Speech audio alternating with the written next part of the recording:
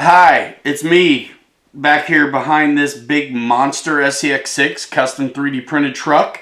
What we're doing here today is we're going to bind up the DXC Plus, which I love. It can do a lot of things. It can do multiple protocols as far as the SLT protocol that you're going to find on your minis and micros, and then DSMR. So any of your Spectrum stuff is going to work with this. Really no trick to binding this up.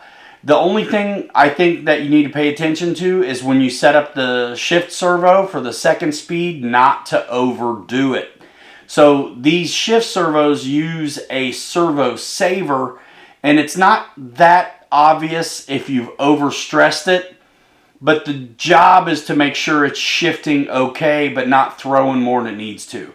So I've been through this before on a couple of my other SCX6s, so we're going to show you on this one how quick and easy it is to bind up to, whether you have the DXC Plus or the new Rugged or even like an IXSR. This is going to be the process you're going to use.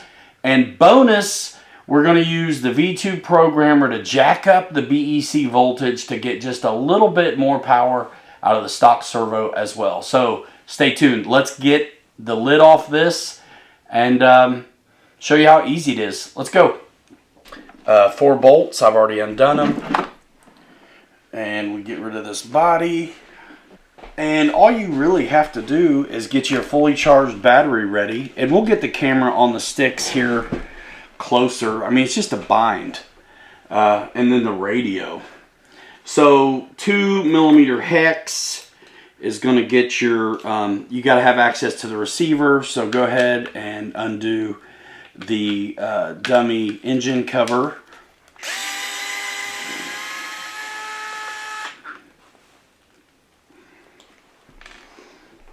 There are going to be 3 bolts. The long one goes in the front, 2 short ones in the back.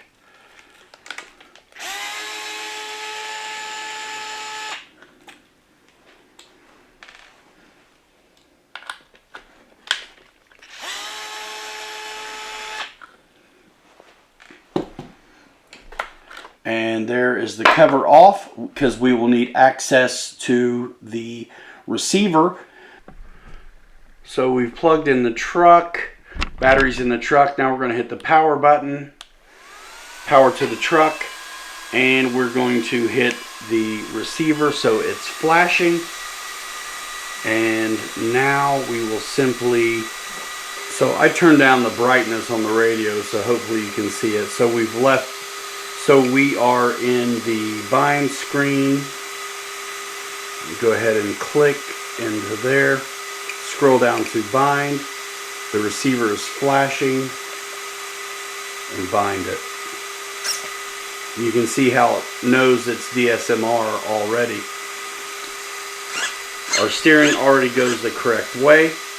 And now we have to set up the aux channel, because what we have to do is operate this servo here. So let's see, we can see the radio, and the best way to do this is now you're going to go down to, you have to assign it to a channel.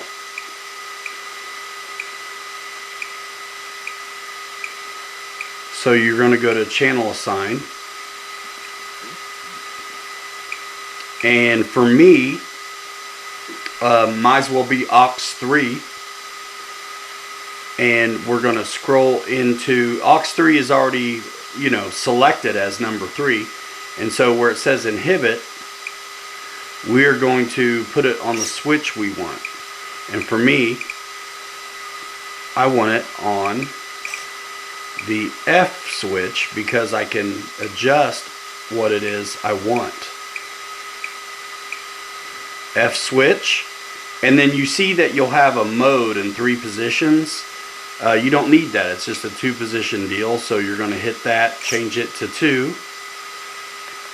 I like mine on cyclic. That way it doesn't matter which direction I push it. And you're going to turn momentary off. So now you can see aux 3 input F is what I chose. 2-position, cyclic, active, momentary, inhibit. So now if you look at that servo, when I hit my F switch, you can see that it's moving. But it's moving way more than it needs to. So what we're going to do now, go to the menu, and we're going to go to travel.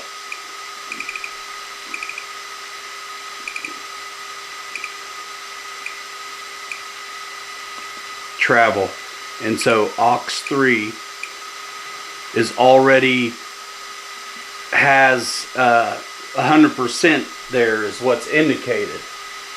And you can see that the servo moves quite a bit. So when you cycle the switch, it goes to the 100%, the top or bottom.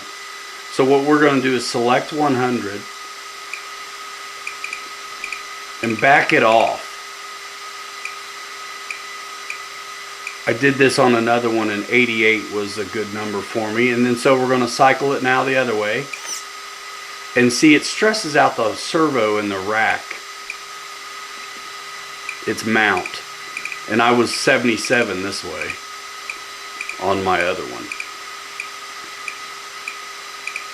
And so it takes the stress off the servo. You don't need 100 both ways. So now when I cycle it,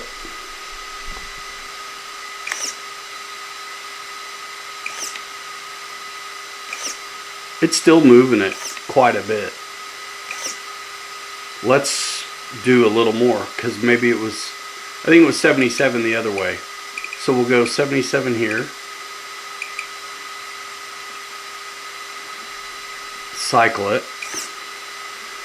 And here.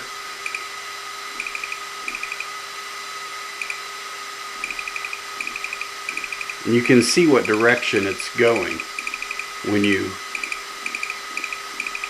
cycle this down.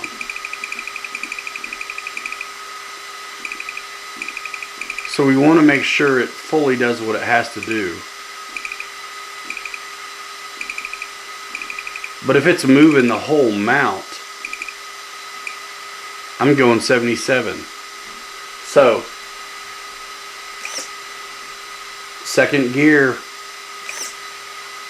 that's what we're getting at here. So, and one good way to test it is to pick it up and check it.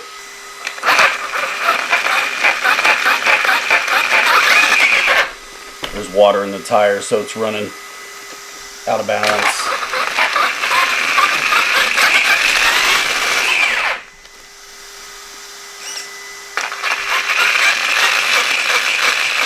Slow gear, fast gear. I'm going to keep it in low gear. Okay, that's it. Okay, you can see I ended up with 77 and 77 on the travel for aux3. I set it up to cyclic for me on the F switch. Watch the servo.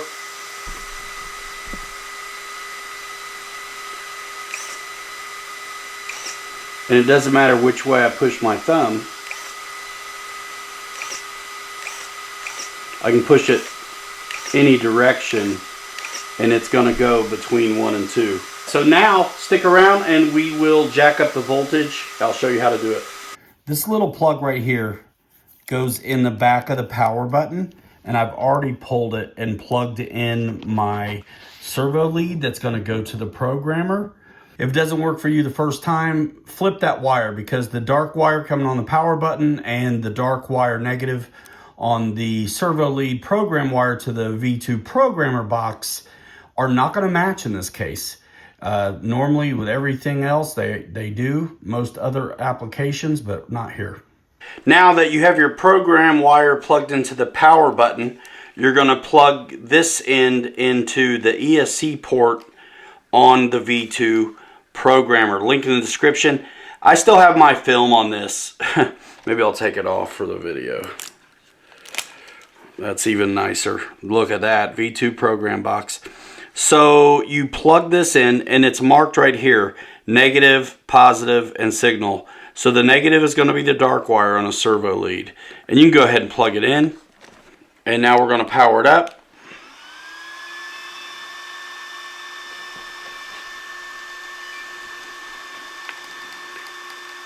hit select, and it will connect to the ESC. And now you can see the different modes. So you're going to cycle through the different modes. So running mode, number 1, number 2, cutoff voltage, number 3, whatever that says, number 4, max forward, max reverse. I'm not messing with this stuff. This is defaults. Turbo delay, I don't need any of this. Drag brake, rate, it's on level 4. Neutral range, things I don't need to mess with. Punch level, and DXC voltage. Now this is looking funny. I actually don't know why. It didn't look like this before. But this is where you're going to change it from 6 volts to 7. You see the 7s here, 7.4 volts. And this is how you get a little bit more authority out of your steering. So whatever you change, and we'll go ahead and cycle through, show you the rest of the stuff. Motor rotation, restore defaults. So you have to, whatever you decide to change, you have to save it.